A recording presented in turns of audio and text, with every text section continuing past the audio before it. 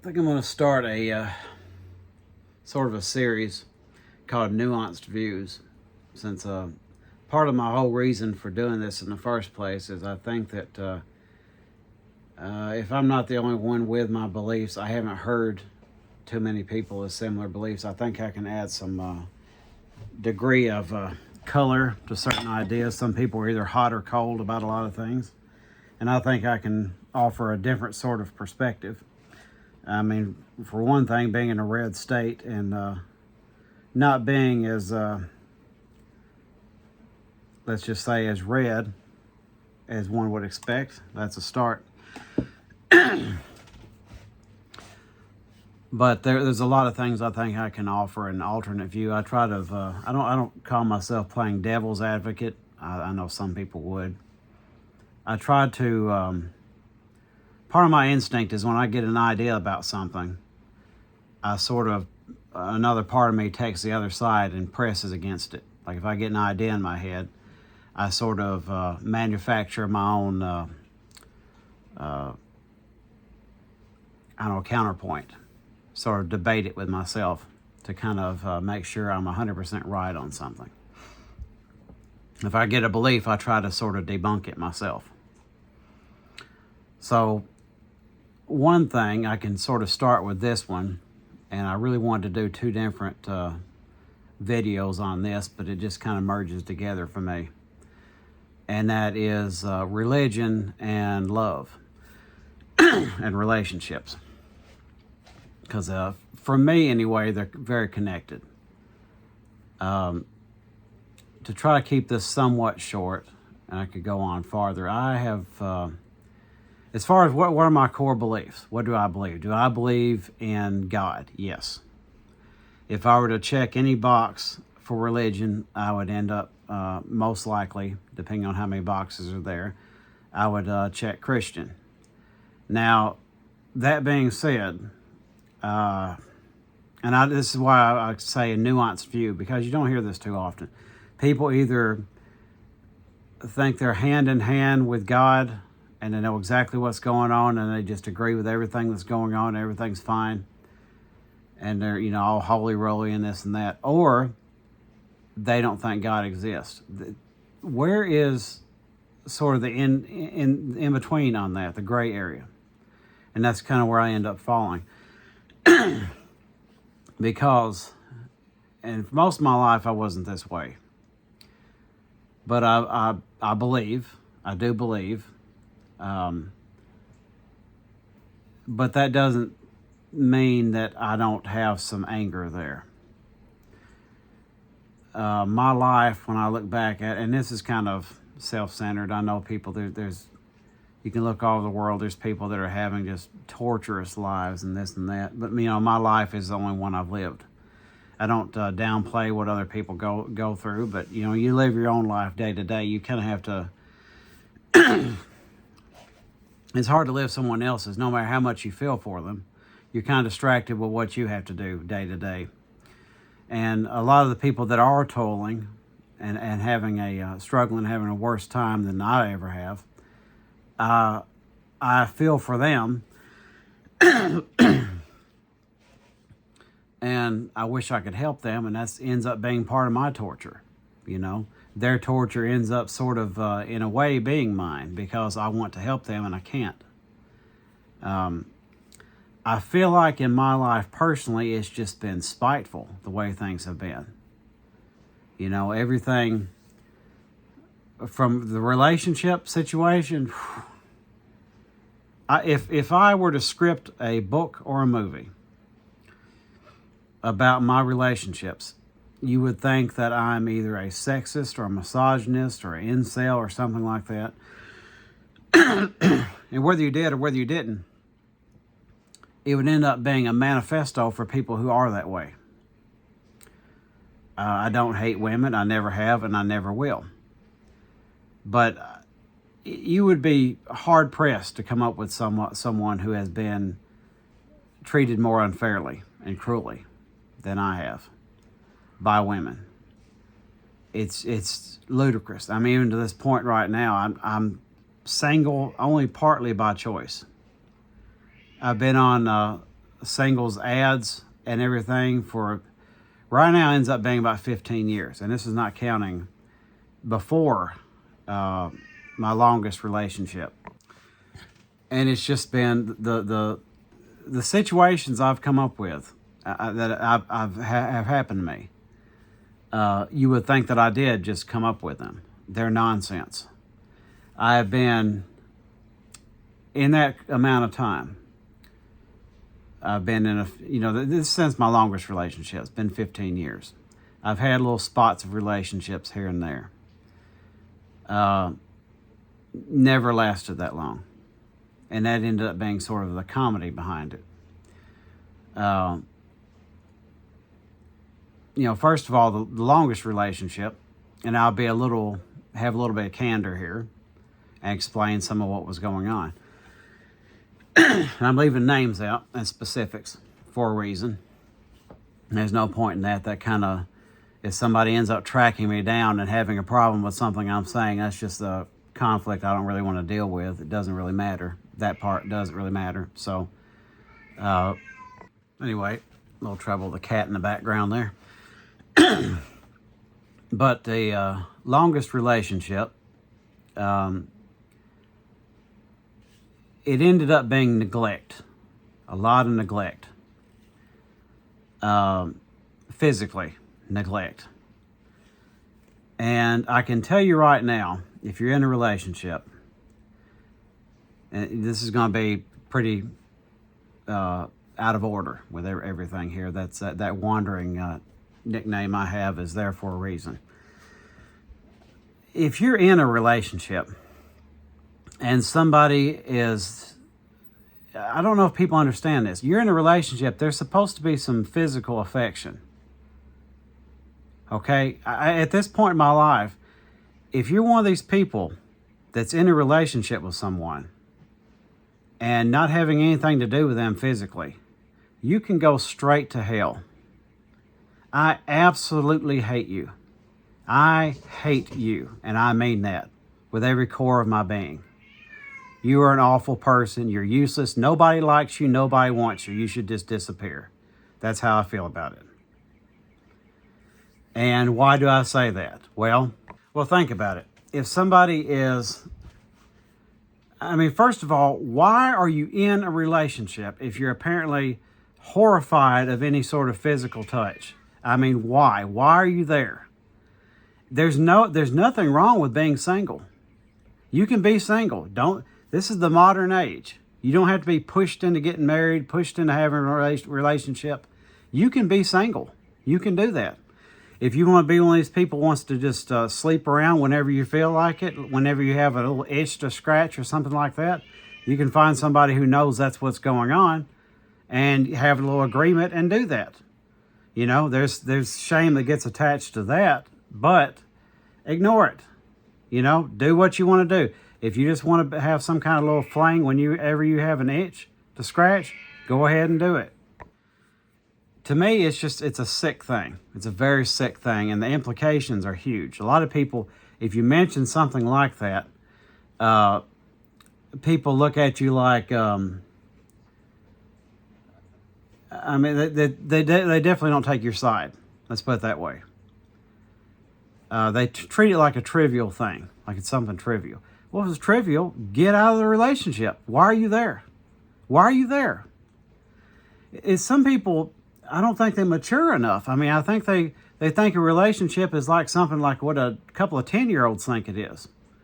God willing, because they don't know anything about that sort of thing. Hopefully they don't. They act like a couple of 90-year-olds or something. And the implications of that are really big. Okay, let's say one person is in a relationship with someone and for some reason they're uptight physically. And they don't ever want to do anything with them sexually. What are the implications? Well, that means they're probably not even going to sit close to them. They're not going to hold their hand even. They're going to be careful hugging them, kissing.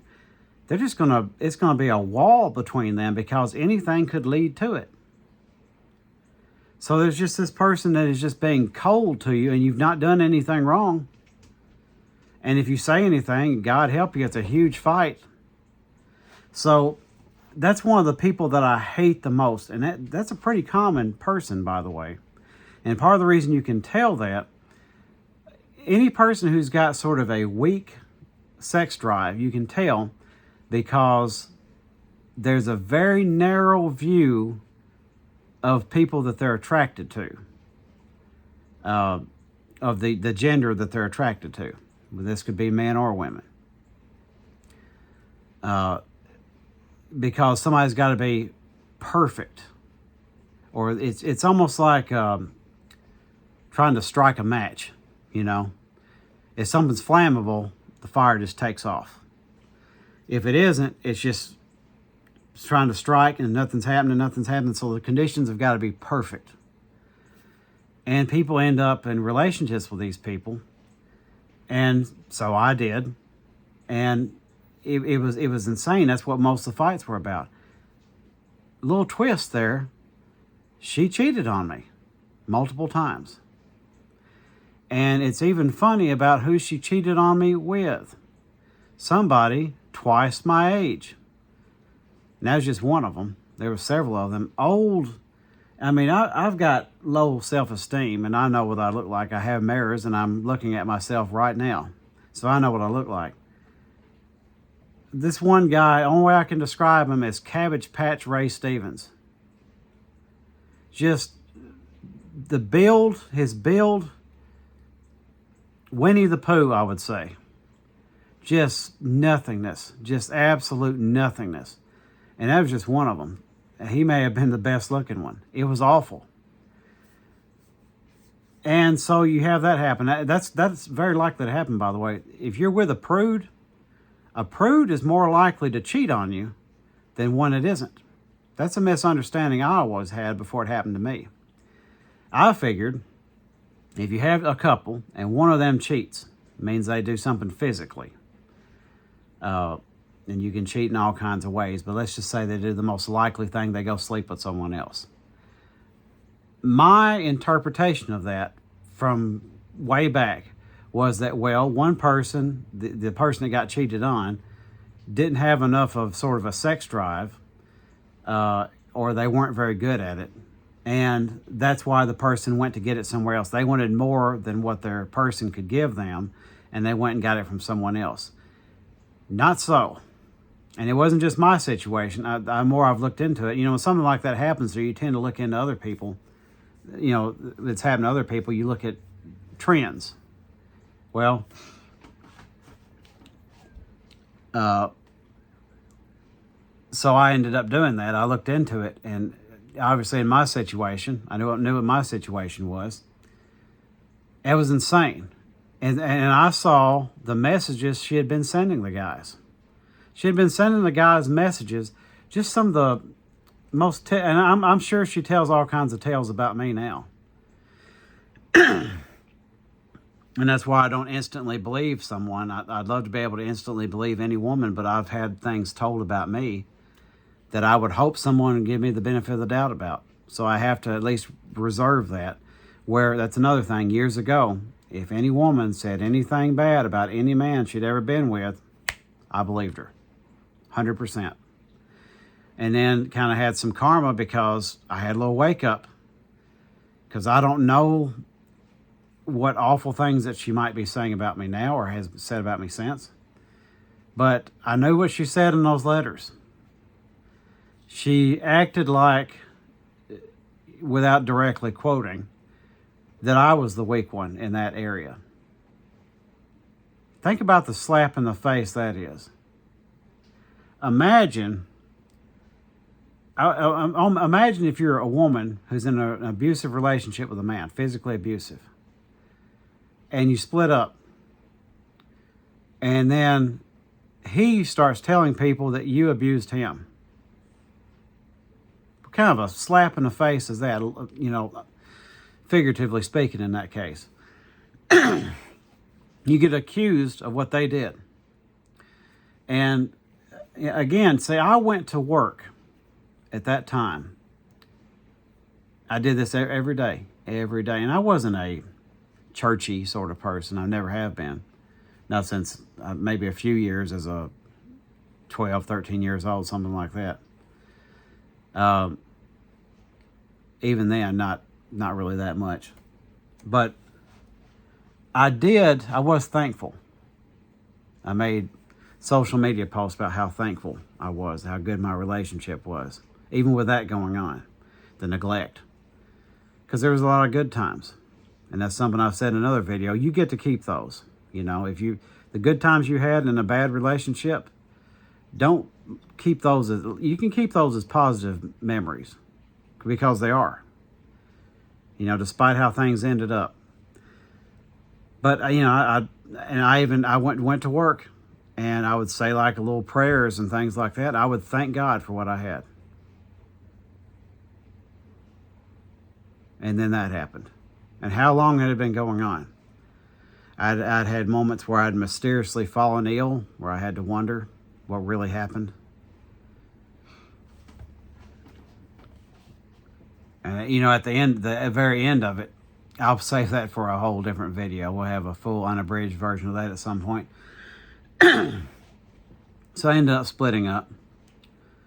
And ended up little spots of relationships. And the ironic part about that, so I'm in a relationship where the person's neglecting me. You think it's ironic enough that, a twist enough, that she would be telling other men that. Well, the next few relationships that I got into weren't real relationships. I thought they were.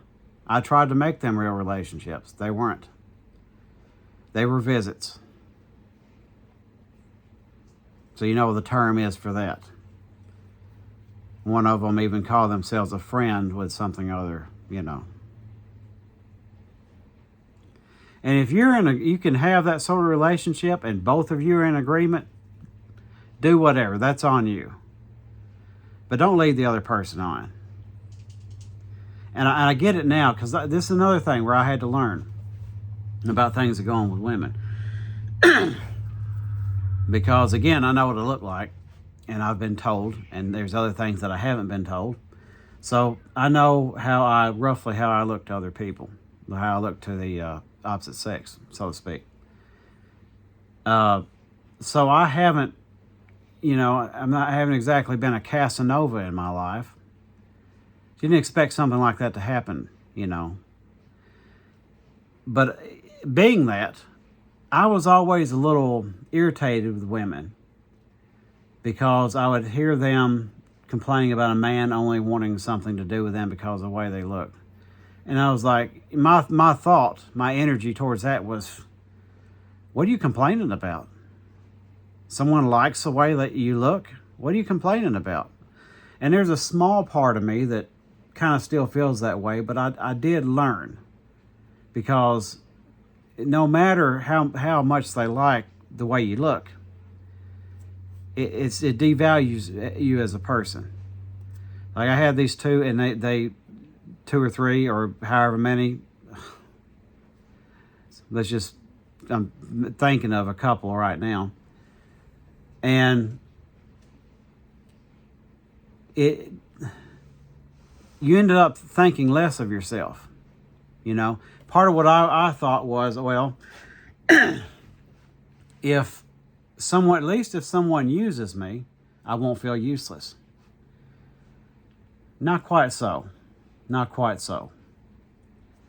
It's weird when somebody just sort of does want to use you in some sort of way, and then they're done, and they don't care how you feel or what's going on with you or anything you have to say, your opinions, your views. No, I don't care about that at all. Nothing. You literally do not matter as a person. So I get that now. I've had to learn that because I know women go through that a lot. And my only thing is, why do you keep going through it? So as you can see with that, I mean, you couldn't write that out. If you wrote that out in a book, the twist of somebody being in this relationship where they're thanking God for it, but they're being, you know, physically deprived, and then cheated on by that person, doing the very thing that they neglected them for, and then telling that person that they were neglected. And then here I am in these other relationships where they only want to do that. And again, you think it sounds good on paper. It's not. And where are they now? I could tell more stories about them as well. Assuming I could track them down. I ended up pretty much removing them from my life, and I highly advise other people of doing that as well. So you see how somebody can be mad at God. It just feels like it's like, am I some kind of joke? You know, and I've had, I believe in astrology to a degree. I know a lot of people don't. I don't know how, it's been a recent thing where people have made jokes about it. It used to be, people didn't really know about it, but they didn't really necessarily make fun of people for it. Now it's the in thing. And neither religion or atheism makes any sense to be making fun of it, because it could agree with either one of them. So I don't know why it's become such the butt of a joke, but it has. But even if you don't believe in signs, you know, this one woman, I had such strong feelings for her. And I didn't put those feelings there. And this is another reason why I sympathize with gay people and I identify with them. And you know, early on I didn't understand them, and I wanted to defend them. But, you know, part of me didn't, because I didn't understand how they felt the way they felt. I couldn't really identify with them at all, and I tried, but it was kind of surface level. But I know the feelings that I felt, nobody put those, I didn't put those there. I feel the way I feel, you know? And I end up feeling for this one woman. And we were, you know, we worked together. And we were friends and not friends and friends and not friends. And she said bad things about me, and I said bad things about her. And I'm sure we each had excuses here and there. But I ended up quitting there. And I realized how much she meant to me. Far too late. I don't think it would have done any good anyway. I mean, when I first started there, she was already in a relationship. Had a kid with a guy. And she was when I quit there. So I don't really, there's just not a lot I really could have done. I could have done better. Things could have been better than what they were. The negativity didn't necessarily have to be there. But I was a mess the whole time I was there anyway. But it just felt like every sign was pointing still. It felt like every sign was pointing to that. And I'm not the most gullible person when it comes to signs. It really has to sort of be something. And I'll give you a good example. I've been a member of these single sites. And one of them has changed since. But it used to have the first names. And I don't even know which one this was. I've been on so many of them. So I'm like, well, this is not working. And I never did break out of the singles ads, even the whole time. It's not like I devoted everything to this cause. I just felt like it was. But I also felt like there's no way it's going to happen. So the whole time I felt that it was supposed to happen, part of me couldn't see how it could happen. So I kept my search on. Ended up in those petty relationships. Here and there. But I remember one time in particular, she didn't have the most common first and middle name. They weren't what I would call rare, but they weren't super common. Definitely not the most common names, especially in a small area where I was at the time. And I got on the singles ads, the single site, this one particular time, trying to move on. And as I scrolled down, the first and second person had her first and middle name. Things like that. That could have been in any order. Why was it in that order? And there was a lot of things. I mean, I had like a page of stuff written down. And it just, I guess, all turned out to be nonsense. Just absolute nonsense. And I would keep trying to move on. I even ended up in a different town. And I was walking through a store looking for something, looking down the aisles as I was going. And I looked, and about the same time, a woman who, at the time anyway, and at this angle, I thought looked just like her. And I'm sure I scared that lady. Because I know I did, my expression changed. And it just, you think you're over somebody and something like that happens. And I think I'm over her now, but it's left this huge hole to where I can't even, my music is just not there. It's like the kind of missing your mojo, so to speak. It's like it's taking part of you away. And I've been trying to get that back. But it's just the most cruel things in my life have happened. And that's why I don't understand, as I said, I'm trying to merge the love and the religion thing together in this one. I don't understand why there's so many people who instantly don't believe in the existence of God. If you don't, you don't. I'm not criticizing you for that. I'm sure you have your reasons. But to me, there should be a lot more people who are angry. I know, really religious people might not like me saying that also, but I just, in my life, and this is the meanest things you'll ever hear me say about religion. As mad as I am, as cheated as I feel, as mocked as I feel.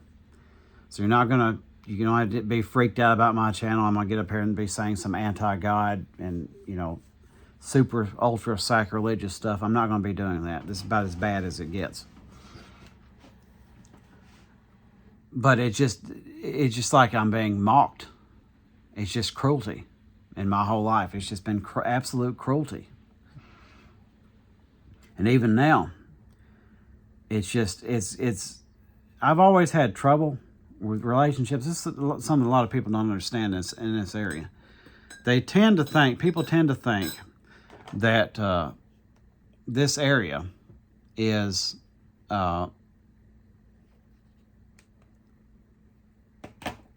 people are more down to earth. Not really.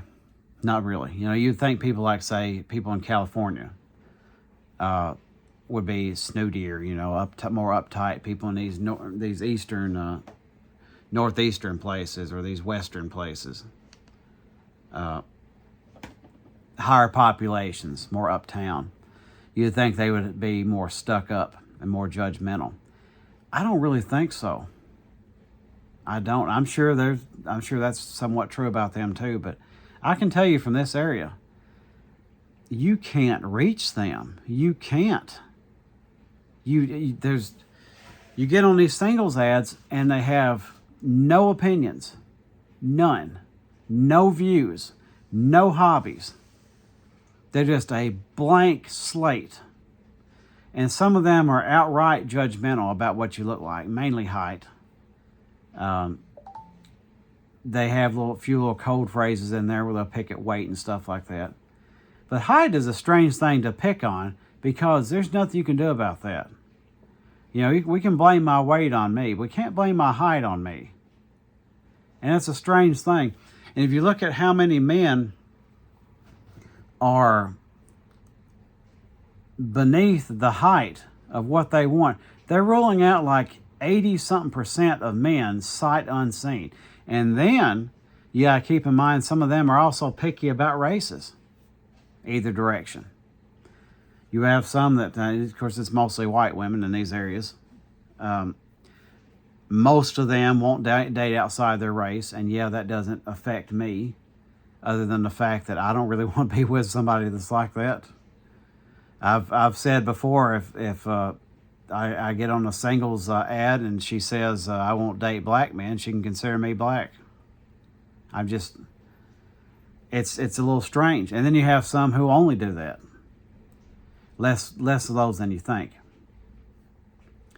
But they're just an absolute mess. I'm 43. They're my age and older, and still as judgmental as a teenager. And I've reached out to women from decades of age range. 10 years or more younger than me, 10 years or more older than me. And it's the same people who listen to the same music and have the same lack of depth, and they're just as judgmental. I've contacted some that appear to be a little conservative, some that are supposed to be leftist, some that's supposed to be religious, some who aren't. Same person. Goth, country, whatever. Same exact person. Same person. It's sad and it's depressing. And it's like, what does the world come to? And, the issue here, too, is if I say anything about it, I'm instantly some sort of sexist or misogynist or incel or something like that. Meanwhile, my issue, and this is another thing, this sounds like a brag, and it isn't. I can more easily find a sexual relationship only than one who wants to be friends. And that's why I've always been put off by this friend zone comment, because I've never been in a friend zone, not once. I've been just friended before, and that was an old thing that ran for a long time. I thought they were the same thing, and they're not. Just friends, years ago, if you got handed that, what that meant is, please have nothing to do with me. Don't speak to me. Don't stand near me. I want nothing to do with you. That's what that meant. And see, with me, when I heard the term friend always meant something to me. And it should mean something to anyone. If you're in a friend zone, you're literally friends, you've partly won. I mean, if you're a guy and you're in the friend zone of this woman, do you value her as a person or don't you? Why isn't that enough for you? I understand that it'd be great if it was everything. But it's like that woman I was talking about, that I had carried a candle for so long. To where it probably still bothers me. I'm just not thinking about it. I would have been very satisfied just being friends. It ended up, and that's another thing that ends up making me sort of mad spiritually, because it seems like so little, no matter how little I want, I get less. Imagine if you go into a business, you're trying to get a job, and everybody's telling you, ask for $20 an hour, ask for $20 an hour. And you're like, you know what, I'm gonna ask for $10 an hour. Just go with me on this. I'm gonna ask for $10 an hour. And then you go in there and they offer you $5. It's like no matter how little I'm willing to accept, I get less. And it does... you end up feeling like for me, I end up sometimes feeling like a modern day Job. I know, a lot of people say first world problems. I don't know. It's getting a little close to it. Because that's another thing. We see how expensive everything is, don't we? You think it's easy being by yourself with that? You don't have another person bringing in some money? You can't pool resources? You get home from work being broke down from everything. You can't even clean your own house. So even if you had a person that didn't work a job, somebody could clean. In theory. I've known cases where that didn't happen. But, in theory, it's hard being by yourself. I've been eating something here by myself before. And it hasn't went down. You just have that moment every now and then where you swallow something and it kind of acts a little funny. And you're like, well, I could have been dead. Or you start to slip in the bathtub. I don't leave this house even for a walk without a phone on me. Because if I fall down, people don't think about the implications of things. And it just, after a while, it seems cruel. It seems sort of targeted. And anyway, that's my thoughts on that. Some of my thoughts on love and thoughts on spirituality and stuff like that.